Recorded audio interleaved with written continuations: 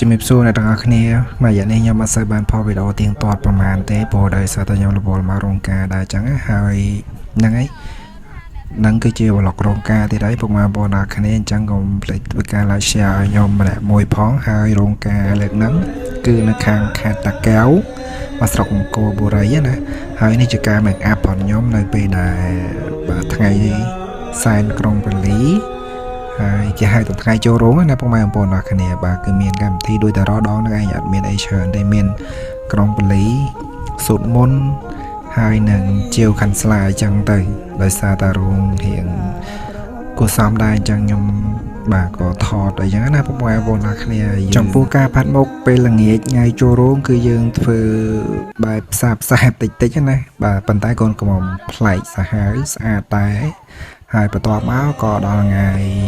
ព្រឹកឡើងបាទការ make up ជូនកូនកំមុំពេលព្រឹកពីមុខបែបនេះបាទមកបែបនេះគឺមានភាពស្រស់ស្អាតខ្លាំងមែនតើណាហើយខ្ញុំនៅតែរក្សាការ make up ផងខ្ញុំធ្វើយ៉ាងណាក៏ដោយឲ្យមានភាពស្រទន់នៅក្នុងនឹងអញ្ចឹងការ make up មួយនេះគឺជាការ make up បែបស្រទន់បាទមិនមានបែបវៀតណាមវាអីដូចគេទេហើយក៏មិនមានភាពសិចស៊ីលេចធ្លោអីខ្លាំងដែរក៏ប៉ុន្តែស័ក្តិសមជាមួយនឹងកម្មវិធីផងគាត់អញ្ចឹងណាពុកម៉ែបងប្អូនអរគ្នាហើយនឹងឯនៅពេលដែលគាត់បានពាក់ជាមួយនឹងស្បៃខ្មែរទៀតធ្វើឲ្យការ make up មួយហ្នឹងកាន់តែស្រស់ស្អាតហើយបាទមើលទៅស័ក្តិសមជាមួយនឹងកូនកំមុំខ្លាំងមែនតើពុកម៉ែបងប្អូនអរគ្នាបាទរីឯអ្នកកំដរវិញក៏មិនណយដែរបន្ទាប់ពីឈុតបាទពេលព្រឹកទៅឡើយយើងចូលដល់ឈុតកាត់សក់ដោយការ make up ខ្ញុំតែងតែប្រាប់ពុកម៉ែបងប្អូនអរគ្នាចំពោះការ make up កូនកំមុំគឺយើង make up មួយតម្រូវ3កម្មវិធីផ្សេងគ្នាចំពោះការ make up ពេលល្ងាចគឺយើងតម្រូវតែមួយកម្មវិធីអញ្ចឹងកូនកំមុំកំង style បែបណាក៏បានដែរអត់បញ្ហាទេប៉ុន្តែចំពោះការ make up នៅក្នុងកម្មវិធីគឺយើងត្រូវតម្រូវនៅក្នុងកម្មវិធីដែរហើយឈុតកាត់សក់គឺយើងនៅតែ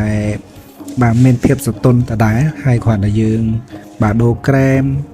ឬក៏ retouch មុខហ្នឹងឲ្យទៅជាមានភាពដិតបន្តិចនៅជាងពេលព្រឹកចឹងទៅបន្ទាប់មកចូលដល់ឈុតសានចុងដៃបាទឈុតសានចុងដៃនេះគឺជាឈុតកូនកំមុំទូទៅគាត់ស្រឡាញ់ខ្លាំងជាងគេព្រោះដោយសារតែជាឈុតប្រមូលលុយចឹងណាបាទហើយហ្នឹងហើយដោយសារតែខែហ្នឹងខែក្តៅពុកម៉ែបងប្អូនទាំងគ្នាអញ្ចឹងហើយផ្ទះកូនកំមុំគាត់នៅរៀងដាច់ស្រយាលដែរបាទហើយចឹងក៏អ្នកនរគ្នាក្តៅខ្លាំងបាទសំបីតែមុខកូនកំមុំហ្នឹងពេលដែល make up ហ្នឹងក៏រៀងស្លក់ដែរបន្ទាប់មកខ្ញុំក៏ឆ្លៀតដើរលេងតិចតួចបាទបន្ទាប់ពីចប់បាទកម្មវិធីអ្នកនរគ្នាខ្ញុំអត់មានអីច្រើនទេពុកម៉ែបងប្អូនអ្នកគ្នាបាទនិយាយពីការ make up ហើយនឹងសកម្មភាពអីផ្សេងៗតិចតួចចឹងពុកម៉ែបងប្អូនអ្នកគ្នាកុំភ្លេចជួយ like ជួយ share ឲ្យខ្ញុំម្នាក់មួយពីរផង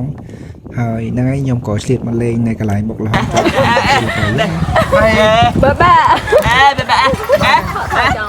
បាទខ្ញុំចង់បានយ៉ាងពេញតិចខ្ញុំបានតិចពេកអូខេអាចទេតិចអ្នកថតតាមមិនយ៉ាងណាខែមកមកអើតាមប៉ាដល់បកផែបាយ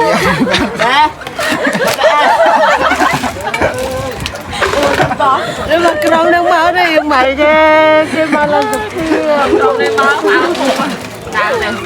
bằng nước ăn co ai đây đây bây ăn tao bây đây ba ăn tao tao khai đó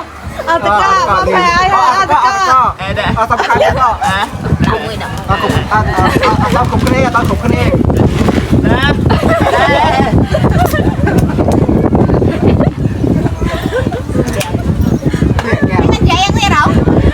សម្រាប់អត់បានប្រមាណទេឥឡូវយើងចូលដល់ការ make up របស់ខ្ញុំពេលល្ងាចគឺថាកូនកំមុំស្អាតប្លែកខ្លាំងមែនតើបាទស័ក្តិសមជាមួយនឹង style ការផាត់មុខជូនគាត់បែបនេះគឺបែបតុក្កតាមើលទៅ